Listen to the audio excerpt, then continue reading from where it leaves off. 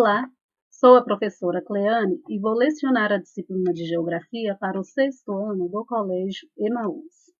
Pessoal, vou fazer a correção das atividades que eu deixei na aula anterior.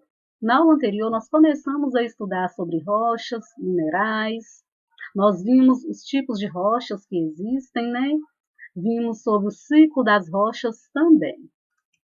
Número 1. Diferencie rochas e minerais e dê exemplos.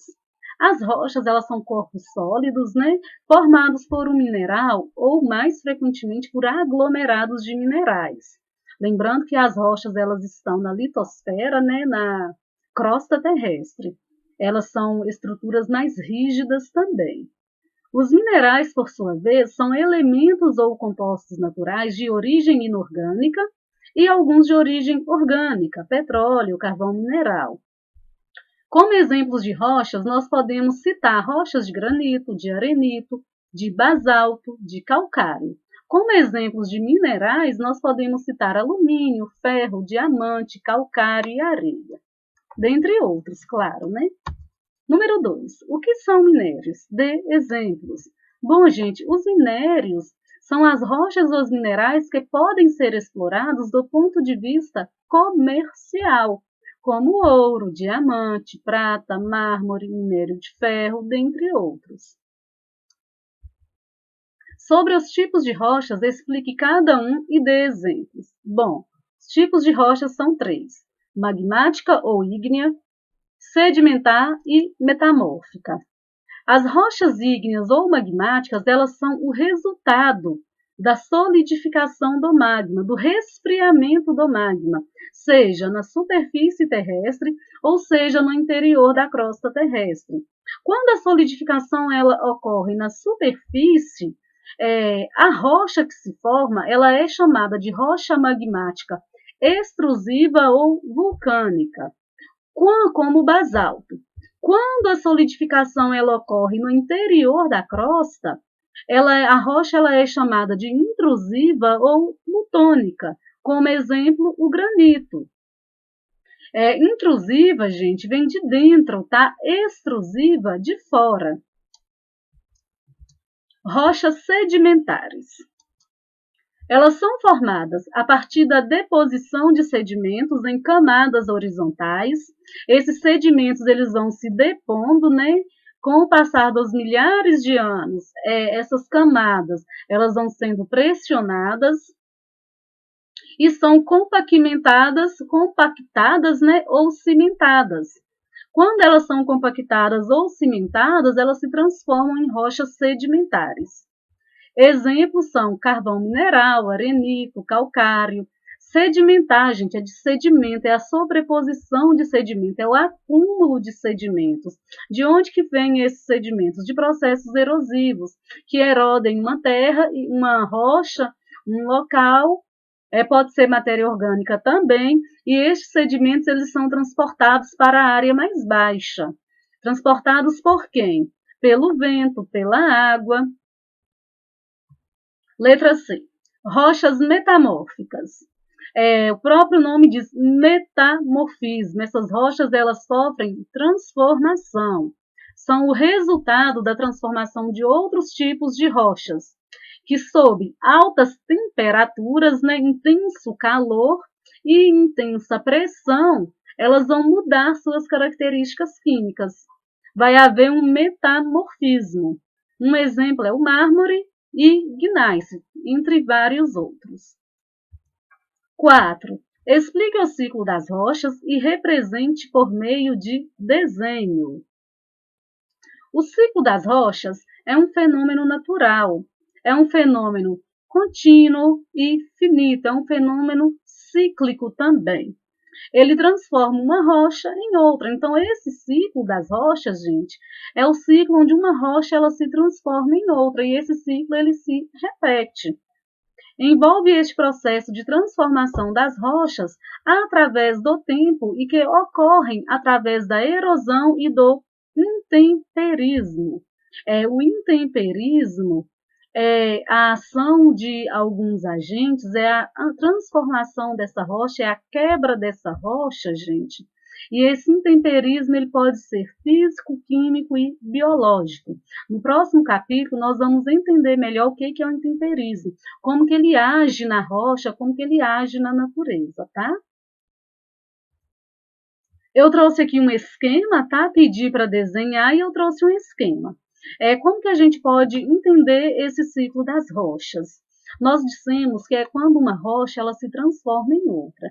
As rochas magmáticas, elas se solidificam e elas podem ser erodidas na superfície. Quando elas são erodidas, elas são transportadas pelo vento, pela água, e esses sedimentos, né, eles vão sendo depositados em camadas.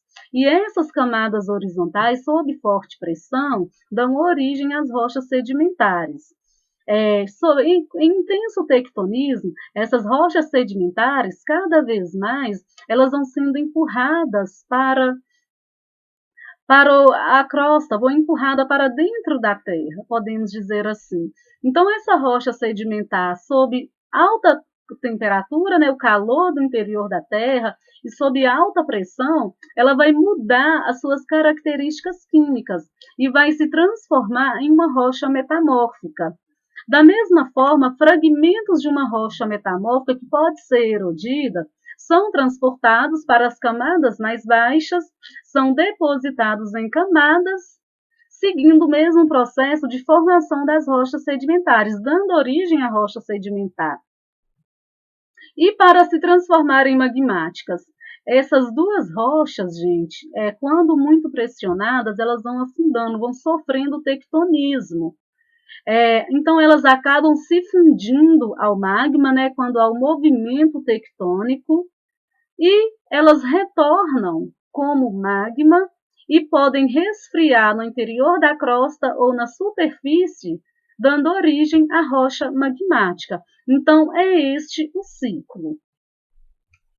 Agora nós vamos continuar, gente, com o estudo a partir do livro de vocês, tá bem? Nós vamos entender um pouquinho sobre impactos socioambientais da mineração. Vocês estudaram em história que desde muito tempo o ser humano ele se apropria dos recursos naturais e os transformam, né, em objetos para atender às suas necessidades. Dentre esses recursos naturais estão as rochas, estão os minerais. Lembram que lá no Neolítico o ser humano ele vai começar a fazer uso do cobre para criar ferramentas, para criar utensílios? Então, com a evolução da sociedade, né, a sociedade moderna, o desenvolvimento industrial, esse uso ele vai se expandir, ele vai aumentar. As necessidades da sociedade moderna vão aumentar também, novas necessidades vão surgindo. E isso vai provocar fortes mudanças na paisagem, principalmente com o advento da industrialização. Por que principalmente com o advento da industrialização? Porque maquinários vão ser inventados e esses maquinários eles vão ser utilizados lá na extração mineral, lá na extração de minérios, para converter esses minérios, né, essa matéria-prima, em objetos que podem ser utilizados no dia a dia. E isso vai causar, gente, forte impacto no meio ambiente. O Brasil é um dos principais produtores e exportadores de alguns dos minérios mais utilizados no mundo: minério de ferro, manganês e alumínio. Apesar dessa atividade, gente, ela movimentar a economia, ela gerar empregos, a atividade mineradora, ela provoca grandes impactos ambientais e sociais negativos. O maior desastre ambiental ligado à mineração e que ocorreu no Brasil foi o de Mariana, em Minas Gerais. Foi o rompimento da barragem de Fundão, no dia 5 de novembro de 2015. Essa barragem ela estava localizada no distrito de Bento Rodrigues, no município de Mariana, na região central do estado de Minas Gerais. ela se rompeu, gente, e causou uma enxurrada de lama, de rejeitos de mineração. E essa lama provocou um desastre muito grande. Essa lama, ela atingiu cursos de água. Essa lama, ela destruiu grande parte deste distrito e ocasionou a morte de várias pessoas. Este acidente ele foi considerado um dos maiores desastres ambientais do Brasil. As consequências desses tipos de desastres, gente, elas são sentidas por vários e vários anos. Não se recupera, né, nem a vida perdida, nem o meio ambiente destruído.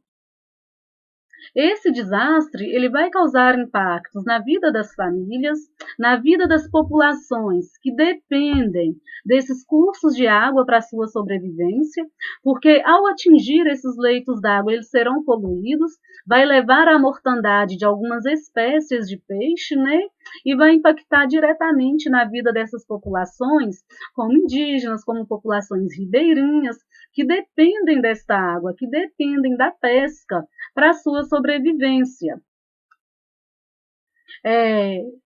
Um outro desdobramento deste acidente, já falei para vocês, mas não citei, foi o dano causado à bacia do Rio Doce, a bacia hidrográfica do Rio Doce, atingindo os cursos de água. A barragem ela possuía 55 milhões de metros cúbicos de rejeitos de minério, retirados de extensas minas da região. Essas barragens de rejeito, gente, elas são construídas para armazenar aquilo que não serve quando existe a extração minerária. Restos que não têm valor comercial e a água dessa extração minerária também.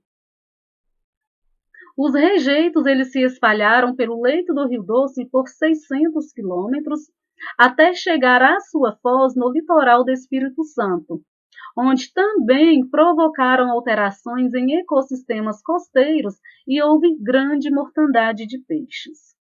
Nessa imagem aqui está mostrando como ficou o distrito com o rompimento da barragem. A imagem ela é de 2015 e mostra como os rejeitos da barragem de minério de ferro destruíram o distrito de Bento Rodrigues, no município.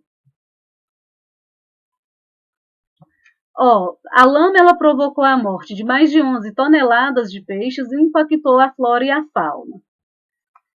Em resposta ao desastre, o governo de Minas Gerais publicou no dia 20 de novembro de 2015 um decreto que instalou uma força-tarefa para a avaliação dos efeitos e desdobramentos do rompimento desta barragem.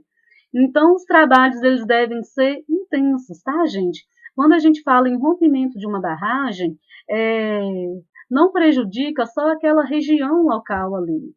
O prejuízo ele é bem mais amplo, ele é bem mais extenso. O impacto ambiental ele é bem mais extenso. É a longo prazo, né? Não é a médio prazo. Nesta imagem aqui é o mapa da região do município de Mariana, de onde essa barragem ela se rompeu. Esses cursos d'água aqui em vermelho, gente, foram os rios afetados pela lama, pela enxurrada de lama. Os rios azuis são os que não foram afetados. Além dessa barragem de Mariana, gente, de Fundão, né, em Bento Rodrigues, nós tivemos também no ano passado um outro desastre, que foi o rompimento da barragem em Brumadinho, que causou a morte de mais de 200 pessoas e provocou um estrago muito grande em Brumadinho. E é um estrago, gente, imensurável, né? Que não tem como mensurar. Por quê? Os impactos eles são muito grandes, são impactos a longo prazo. Essa lama, gente, quando ela endurece, quando ela solidifica, ela torna o solo compacto. Então, não desenvolve vegetação, não desenvolve agricultura, acaba prejudicando a infiltração de água da chuva, o que compromete os recursos hídricos. Então, as consequências, elas são várias, sem contar a destruição de espécies da fauna, de espécies da flora, vegetação nativa. Então, os impactos são vários e vão ser sentidos por muitos anos ainda. Vamos voltar aqui para o livro, porque agora nós vamos entender um pouco sobre a formação do solo. O solo, ele demora muito tempo para se formar. Ele não surge do dia para a noite. O solo ele é extremamente importante para a sociedade, né, para o desenvolvimento da agricultura, para construções, edificações, construções de vias, dentre outros. A formação dos solos ela está totalmente ligada às características das rochas. Vamos entender por que das rochas, das formas de relevo, das condições climáticas do local onde ele é formado. Por quê, gente? O solo ele vai se formar a partir da fragmentação da rocha, da desagregação dessa rocha. Para isso é necessário calor e água, condições climáticas. Agora, se o relevo ele for bem íngreme, esse relevo vai impedir que a água infiltre. Esse relevo, inclusive, vai impedir a absorção de calor, essa forma de relevo. Então, esse solo vai se tornar um solo mais raso, tá bem? Esses solos eles são formados na superfície da litosfera a partir de uma rocha que a gente chama de rocha-mãe. É onde as plantas se fixam e de onde se extraem água e nutrientes necessários para a sua sobrevivência. Esse processo de desagregação da rocha para dar origem aos solos, ele demora milhares de anos para acontecer. Então, a formação dos solos demora milhares de anos. O solo ele sempre possui micro-organismos, água e minerais nutrientes. Uma rocha, gente, bruta, intacta, que não sofreu nenhuma alteração, ela não é solo, tá? Ela é uma rocha. A vegetação dos continentes e das ilhas cresce sobre os solos. Esses solos, é preciso que eles tenham nutrientes, é preciso que eles tenham algumas características, né, possuam a concentração de alguns minerais, gente, para que eles sejam úteis ao desenvolvimento de algumas atividades. Aqui tem um exemplo de um solo. Como eu falei para vocês, eles podem ser rasos ou profundos. Vai depender da rocha, vai depender das condições climáticas e vai depender do relevo. Nessa imagem, eu trouxe para vocês um perfil de solo. O que é o perfil do solo? É uma visão que a gente tem, uma visão de um corte vertical, desde a superfície desse solo até a rocha-mãe que o originou. Para não ter dúvida, o solo ele não começa a se formar aqui, nessa superfície, onde tem a vegetação. O solo ele começa a se formar a partir da rocha matriz. A rocha matriz é também chamada de rocha não alterada ou também chamada de rocha-mãe. Ela sofre processos intempéricos. Ela vai sendo desagregada e começa a dar origem ao solo. Até nós temos, então, a rocha matriz, temos o horizonte C, que é o primeiro estágio de decomposição da rocha. Ela é mais rica em minerais e com bem pouca matéria orgânica. O horizonte B é a camada que contém menos matéria orgânica e micro-organismos do que a camada A, porém mais do que a camada C. Então, o horizonte B é a transição ali do horizonte C para o horizonte A. O horizonte A, gente, é a camada mineral com acúmulo de matéria orgânica.